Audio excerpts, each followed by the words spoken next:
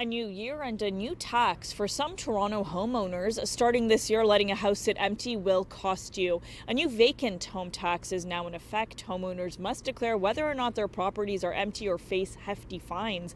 The hope is this will open up more spaces for new buyers and renters to help curb the city's housing crisis. Those housing units that are in fact built today need to be serving people with housing. The city is pushing forward with a new tax in an effort to increase the availability and affordability of Toronto's housing supply. Vacant property owners will now have to pay an annual tax of 1% of the home's current assessed market value. But for the people who choose to keep units empty all the time, we're saying you're making a choice.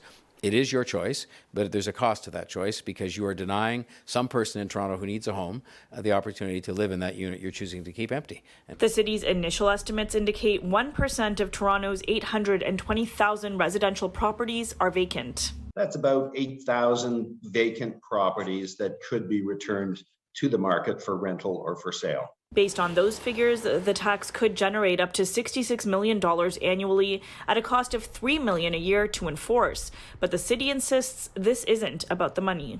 We expect that on a go-forward basis, revenue from this tax would actually decrease. And that would show success because what we're trying to do is drive the policy outcome of having a roof over people's head. City Council voted to create the tax just over a year ago. The Toronto Regional Real Estate Board tells us it is a good first step. If you look at the rental market in particular, it's extremely tight. I don't think this on its own will solve the rental supply problem. There was only one councillor who voted against the tax in Toronto, and he tells us he's already hearing concerns from constituents about government overreach. This has been a standout item over the last number of weeks. It's big. A lot of people have contacted my office very upset with the new tax. They feel it's very invasive. Holiday says the tax is heavy-handed, forcing constituents who have done nothing wrong to take action or face a fine. You need to react to the notice that you get, or else you face the tax. You have to remember to do it.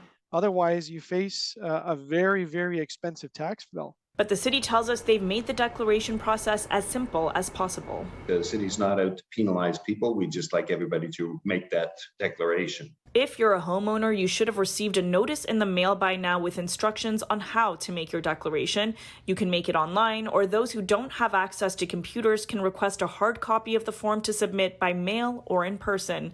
The deadline is February 2nd.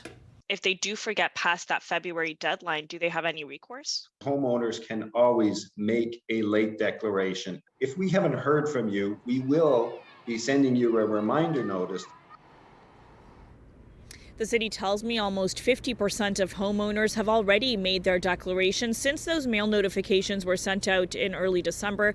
If you for some reason haven't received it, you can use a property tax bill to make your declaration online. And there are some exemptions to the tax. For instance, if the homeowner is in a hospital or long-term care facility, or if the property is undergoing repairs or renovations.